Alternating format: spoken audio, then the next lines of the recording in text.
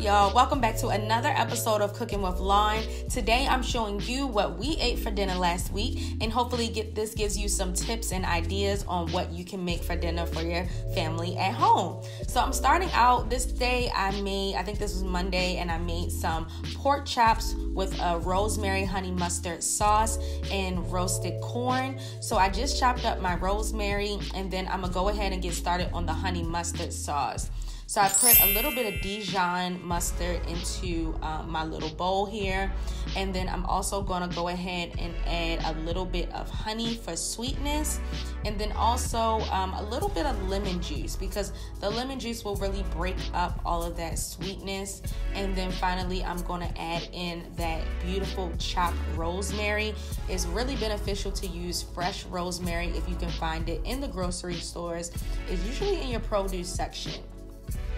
To enhance that sweetness, I added a little bit of brown sugar and just a splash of chicken stock in order to thin the sauce out, because I don't want it to be a dipping sauce. I want it to be like a nice, silky, smooth, thin sauce that I can drizzle on top of the pork chops. And then after I mixed that around, I seasoned it with a little bit of salt and pepper for flavor.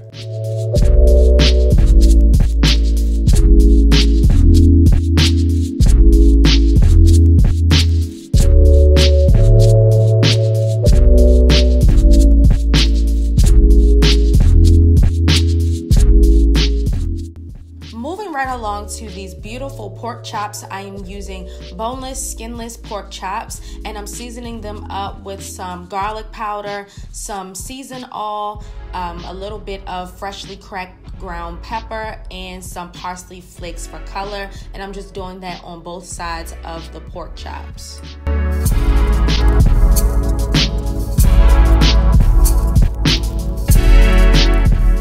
I thought that sweet white corn would really go good with the pork chops since they are going to be sweet with that honey mustard sauce. So I just put those in the pan and covered it up to let that defrost.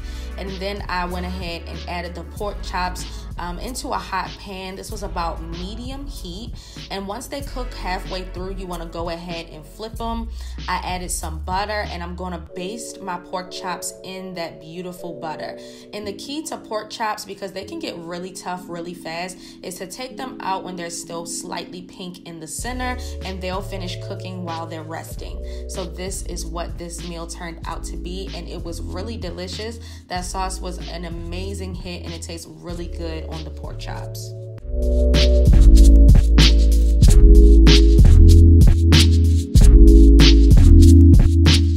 Tuesday night, we decided to go out for dinner, and we went to Outback Steakhouse. I got grilled salmon and loaded mash, and my husband got a steak with loaded French fries.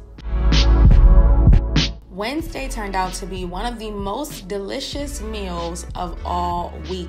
It's something new that I tried. I made boneless, skinless chicken thighs and a lemon cream sauce. Oh my gosh. We were practically licking this sauce out of the pan. So I just seasoned my boneless, skinless chicken thighs with a little bit of ground black pepper, some garlic powder, salt, and then parsley for color. I'm telling you guys, if you make any one of these recipes, this is the one to make. So I got both sides of the chicken seasoned up, and now I'm going to chop up some more of that fresh rosemary. Rosemary and chicken just goes so well together. It's such a earthy type of herb, and it's just really good on chicken. I really put it on everything this week. So I paired this with some string beans. Really love string beans. I'm just getting some cans of Del Monte string beans that I'm putting in my pot.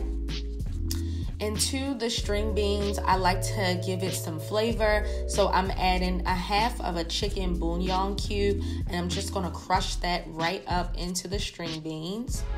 And then directly to that, I'm going to add some chicken stock, just so that it's not like boiling in water, and the chicken stock will give it tons of flavor. And then I'm going to cover that and allow that to come to a boil.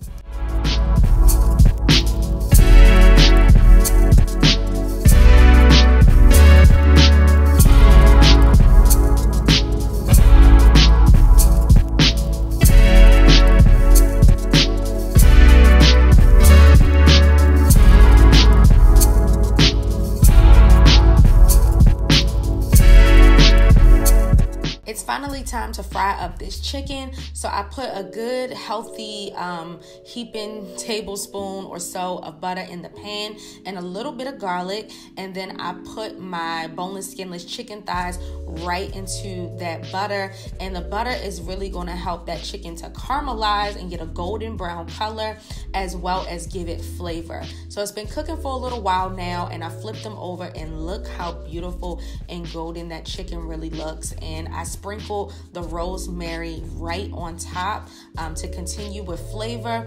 I put in a half of a lemon, and then I covered it up because once that lemon juice really sits, it'll start to thicken like a sauce. And then right into the pan, I added some heavy cream. And this was the fun part, y'all. I started moving that chicken around in the pot so that it could season up the cream. And then I also added a little bit more salt, pepper, and garlic powder in order to make sure that the cream was seasoned.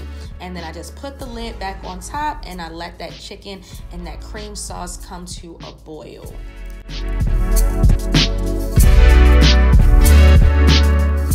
I can't say how amazing this food tastes. It was really good. It was so great that we had some leftovers for lunch the next day. So Thursday was a filming day, and for Cooking with Lon, I made some vegetable lo mein. It was really good, and it tastes so authentic. So if you have not watched this video yet, I'll leave a card up in the right hand corner of the screen so that you can click, get this recipe, and recreate it at home.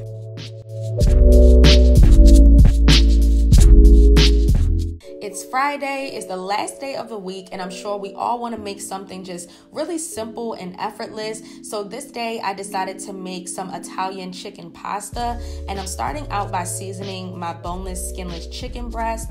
I'm seasoning them with salt, pepper, Italian seasoning, and a little bit of parsley flakes for color.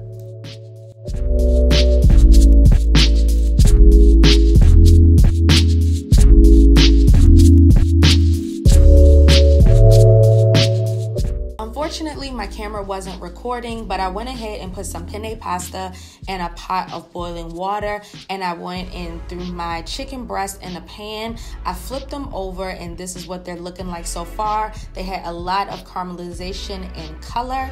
I removed those from the pan, got a new pan, and I put some oil in it and some fresh broccoli crowns. And I'm just gonna go ahead and start steaming and frying up those broccoli crowns. I put a little bit of chicken stock inside of the pan so that they could steam along while they're frying.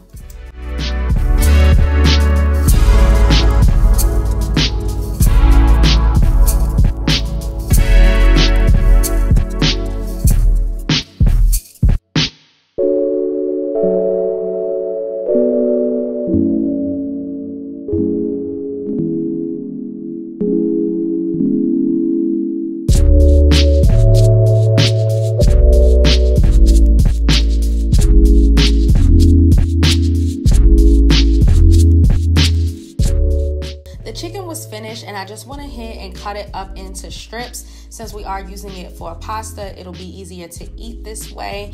And now we're pretty much ready to assemble the rest of the pasta. So I grabbed a big bowl and I put in that penne. I also inserted the fresh broccoli, and I seasoned that with salt, some pepper, garlic powder, fresh garlic, and a little bit more of that Italian seasoning. I added just a little bit of vegetable oil because I didn't have olive oil on hand. I added the chicken and I gave that a toss. And then afterwards, I added in some Parmesan and Romano cheese. The pasta turned out really great. I love just how light and fresh it was with the oil and Italian dressing, as well as that fresh broccoli. I really enjoyed making this What's for Dinner video. I hope that you guys got some really great dinner ideas for your families at home. And if you recreate any of these recipes, don't forget to tag me on Instagram. So I'll see you guys next week, same time, same place, different recipe. Bye guys.